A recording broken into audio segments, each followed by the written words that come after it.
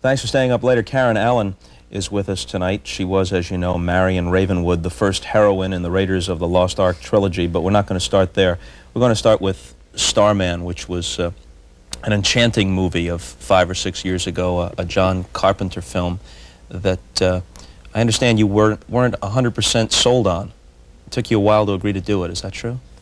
Well, I read the script and I set it down and I thought, what a beautiful story. I remember being initially just very impressed with the writing and with the actual storytelling in the script. But I was a little apprehensive about playing the character, just, I think, because of the circumstances that the character is in, that she meets a man or a being who has sort of come from outer space, has sort of reconstituted her husband's physical body and image, and I think it was just one of those difficult sort of what-ifs. You know, what if my husband passed away? I woke up in the middle of the night one night and a being from another planet and I just thought, I wasn't certain how you go about creating that believably. You must have thought it had some potential, no matter how skillful the people involved were, some potential to be either absurd or schmaltzy or both.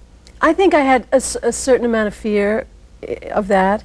And I suppose, actually I don't know if Jeff ever did. I remember John Carpenter telling me Jeff walked in with the character when John first met him, and Jeff had sort of come up with, he'd been watching his children and watching birds, and he had sort of come up with this sort of like behavior that had to do with sort of everything being new, everything being a discovery. Everywhere his eye landed was this whole new discovery of something. And now that you say it, mentioning watching birds, there was that little movement of the neck and that kind of thrust of the face that he affected there. Yeah. Fill her up, unleaded? Yes. Gotcha.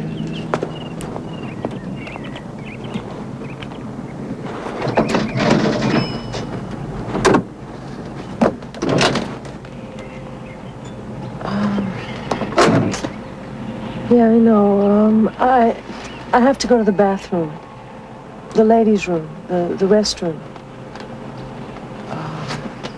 It's when a person has to. Oh, the hell with it. You figure it out for yourself. I'm going.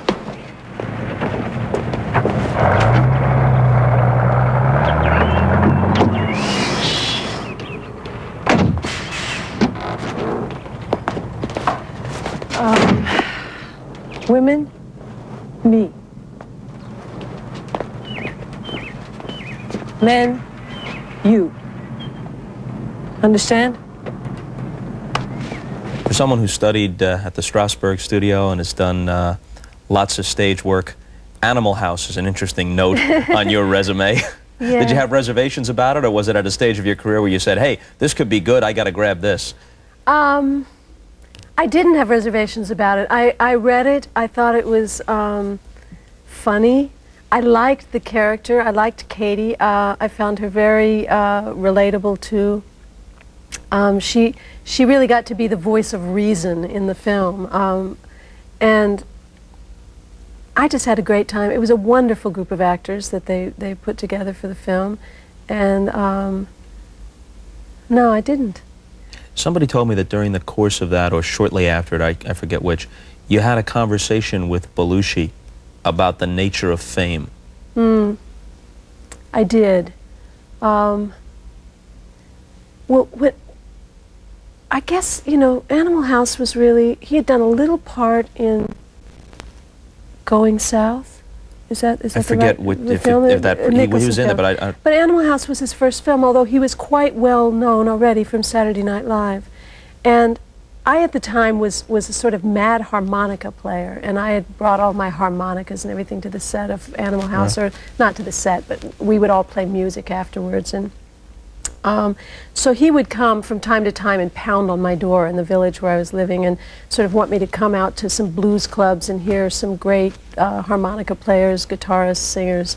And I do remember having a very touching conversation with him about, I think, you know, he found it an extremely difficult adjustment to make, to suddenly, you know, become extraordinarily famous. And I think in some way he was trying to you know, I had just come to New York. I'd been in New York about 4 or 5 months when I had been hired to do Animal House, and I think he was trying on some level to warn me or to share some of his experience with me of what it felt like to suddenly have so much attention on you and so much to be in the spotlight to such an extent. And I don't think it, you know, I remember feeling that he was extremely uncomfortable with it. Do you do a tentative little dance yourself with the idea of stardom? A lot of the reviews of your work have been close to rhapsodic, and you've been in at least 2 tremendously successful films, The Raiders of the Lost Ark and Starman, and there have been others. But I think it's fair to say that you're not a megastar. Yeah. Is that circumstance or a distance that you purposely keep? Gosh, I don't know. I think I just like going about having a career in my own way, and I don't feel that I've really sort of pursued fame necessarily, pursued big pictures. A lot of times when I've done a film, as opposed to really feeling like, okay, now I've got to go and build this incredible film career, a lot of times the next thing that'll come along is a play, and I'll end up off, you know, up at the Long Wharf or something doing a play. And I suppose there are people who you know, in the industry who don't quite understand my approach. I don't know whether I'm shy of sort of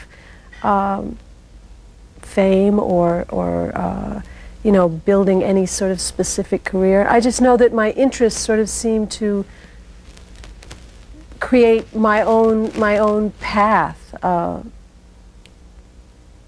in acting, and that I like doing both. I like doing something which is as high profile as a film, and then I like going off and doing something a little bit more private and more personal, which I find is the way I feel about the theater, that it's a much more intimate experience with the audience.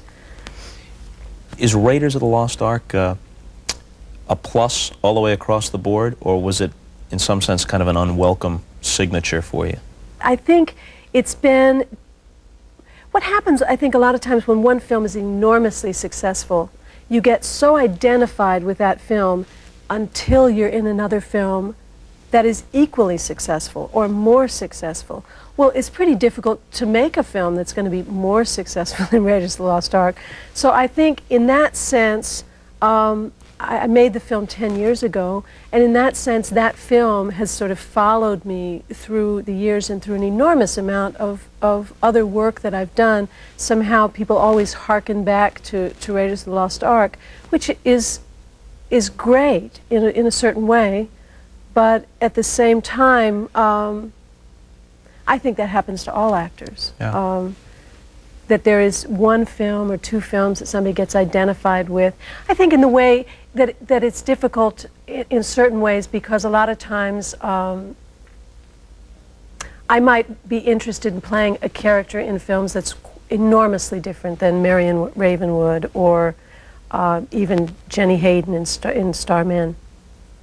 And that very often what happens is you kind of get put in a niche, or people identify you with a certain type of film or a certain type of character, and that you have to work very hard to break that mold, to break out of that, to make people see you differently.